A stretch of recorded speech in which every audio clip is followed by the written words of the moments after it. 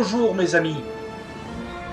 Pardonnez mon intrusion dans vos rêves ou dans vos songes, à bord de ce bus qui va nous conduire dans l'une de ces stations de Savoie que nous apprécions tant, et alors même que nous nous trouvons à quelques kilomètres d'Albertville, je voudrais attirer votre attention et vous faire découvrir ce qui fait la fierté de toute une vallée à travers son passé militaire.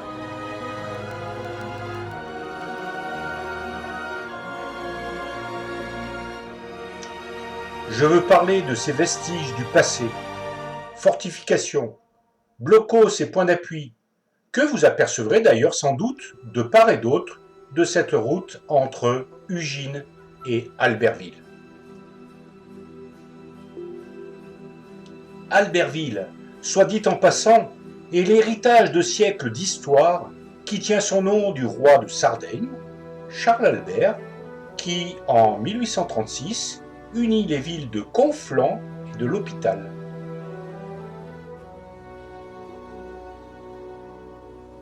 Faisons, si vous voulez bien, un bref rappel historique. Après la défaite de Sedan, le 2 septembre 1870 contre les Prussiens, les régions de l'Est se retrouvèrent sans frontières naturelles. En effet, la perte du Rhin offre tout l'Est de la France aux convoitises des Prussiens. Dès 1872, sous la menace d'une guerre qui semble proche, fut décidée la construction d'un front fortifié.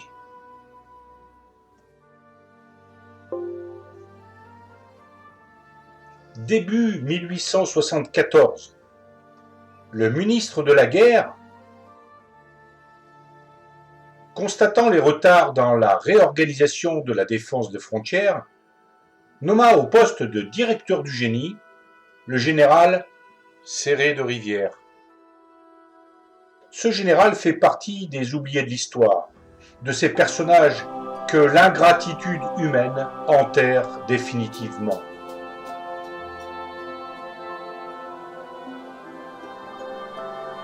Qui le connaît, en dehors de quelques spécialistes des fortifications ou historiens? Pourtant, cet homme a durablement marqué les paysages de ce pays en reconstituant les frontières fortifiées. Il put mettre en œuvre ces théories et fut le promoteur d'une nouvelle disposition d'ouvrage de défense qui prit le nom de système Céré de Rivière. Son œuvre s'identifia lentement et ne sera soumis aux armes que 40 ans plus tard. Ainsi, plus de 400 forts sur la frontière allemande et italienne vont être érigés. Comme nous avons la bombe atomique aujourd'hui, cet impressionnant dispositif constituait la force de dissuasion de l'époque. Ne pouvant fortifier l'intégralité de la ligne frontière, située en haute altitude, la stratégie militaire de l'époque consiste à laisser l'ennemi, venu d'Italie, pénétrer dans les vallées et à le stopper au débouché de la vallée. C'est ainsi que la place d'Albertville est constituée autour de Conflans.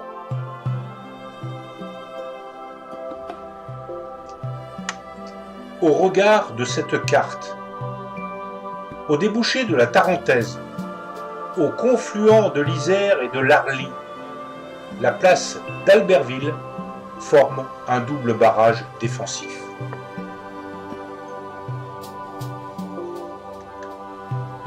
Les batteries d'interdiction de Conflans, le fort de protection du Mont et les deux blocos de surveillance de l'Ételé et des Têtes forment le premier barrage. Le deuxième barrage est formé par les batteries d'interdiction du fort de Villard-dessous et des Granges, le tout sous la protection du fort de Tamier. Et si l'ennemi, après s'être rendu maître du Beaufortin, tente de descendre sur Albertville par la vallée du Doron, il sera pris en partie par la batterie de Lançon. De même, s'il tente de franchir le col de la Forclaz, où il se retrouvera sous les feux croisés du fort du Mont et de l'Estale, enfin le fort de l'Estale et son blocos de surveillance de l'Alpétaz, ainsi que le fort de la Batterie, peuvent contrer un ennemi arrivant de la Haute-Savoie. À l'époque sarde, Albertville possédait déjà une garnison. Une compagnie était stationnée dans la caserne de Conflans. À l'annexion de la Savoie en 1860, soucieux de conforter la présence de l'État français, de nouvelles troupes occupèrent les lieux. Puis, en 1870, la place d'Albertville prit de l'importance pour devenir l'un des maillons essentiels de la défense des Alpes, amenant soldats et équipements nouveaux.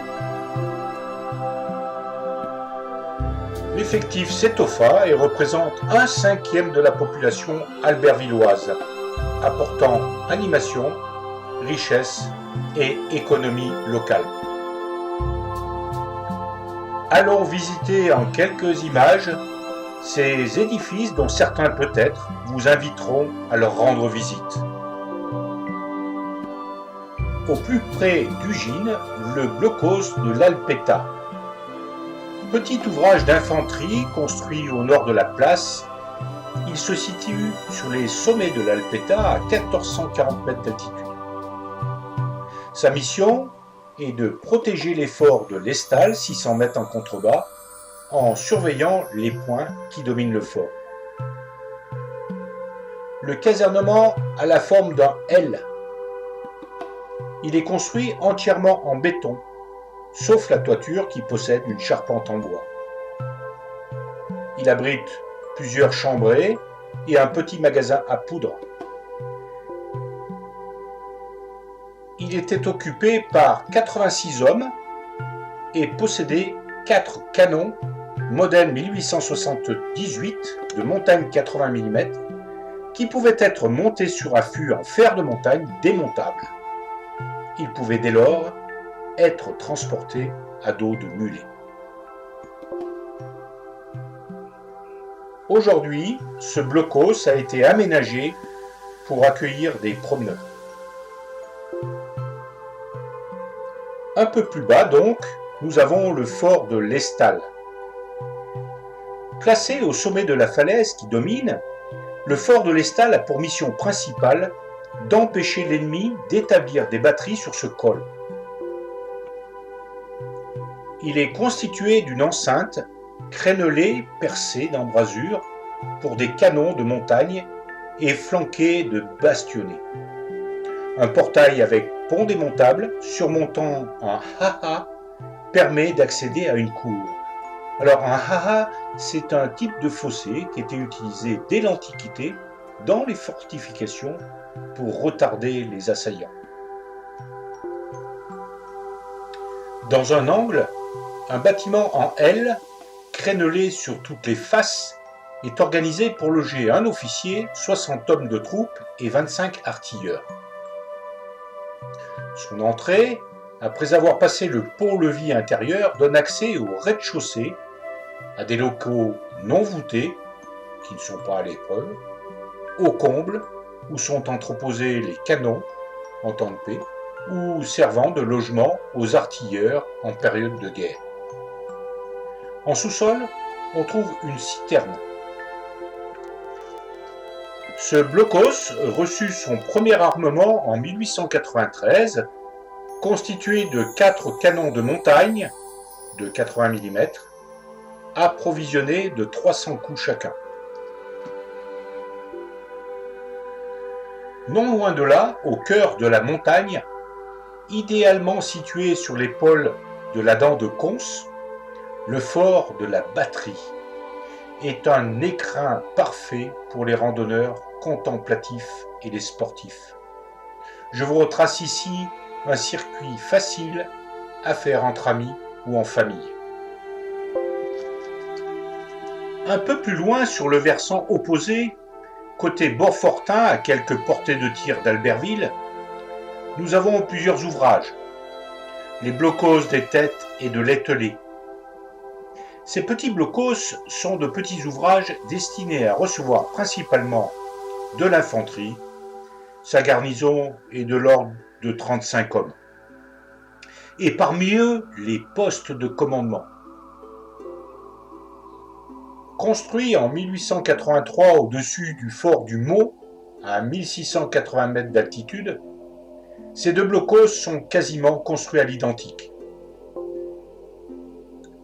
Sa forme est un carré qui se compose de 3 étages d'où l'on peut surveiller les différents chemins qui dominent le fort du Mont provenant de la vallée de la Tarentaise.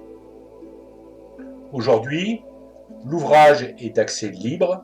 Il a été rénové dans les années 70 pour accompagner des promeneurs. Le fort du Mont, qui domine le bassin albertvillois à 1130 mètres d'altitude, occupe un replat qui permet le regard vers la vallée de la Tarentaise et vers le débouché du Beaufortin. Dès 1947, une association albertvilloise de colonies de vacances récupère le site et propose des séjours d'été aux enfants de la ville. En 1967, l'État vend le fort à la ville qui le met à disposition de l'association.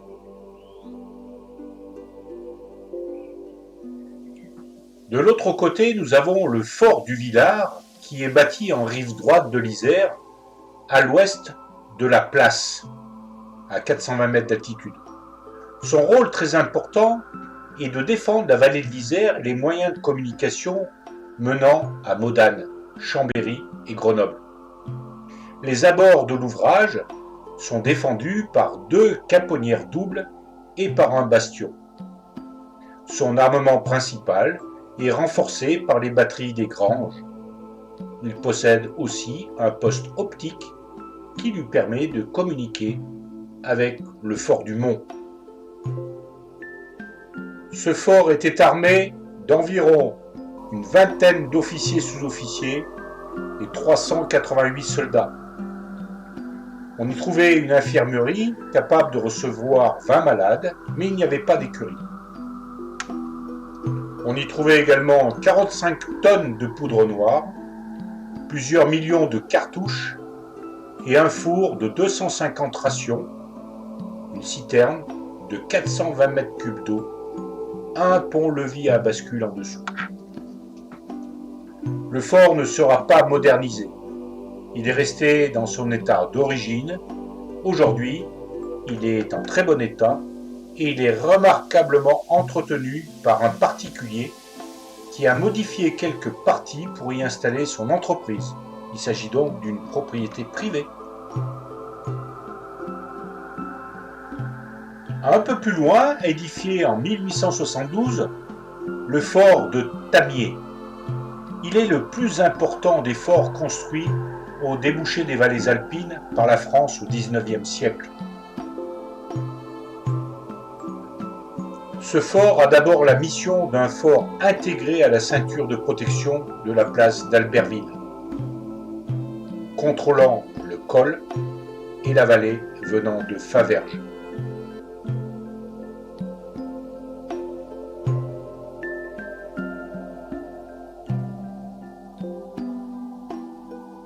Derrière les remparts, au cœur d'un écrin de verdure, découvrez des circuits de promenade, aires de pique-nique, belvédères, offrant une vue imprenable sur les massifs environnants. Enfin, en cheminant ici et là aux abords de cette belle région, vous découvrirez peut-être quelques vestiges de bastions, batteries, blocos laissés à l'abandon, dont la végétation garde précieusement dans ses pierres la mémoire d'un passé héroïque de nos soldats, gardiens et protecteurs de notre pays. Et si l'histoire militaire et toutes ces infrastructures n'attirent pas particulièrement votre curiosité, vous ne manquerez en aucun cas la visite de Conflans, village médiéval situé sur le flanc est d'Albertville. Passez une bonne journée et surtout, prenez soin de vous.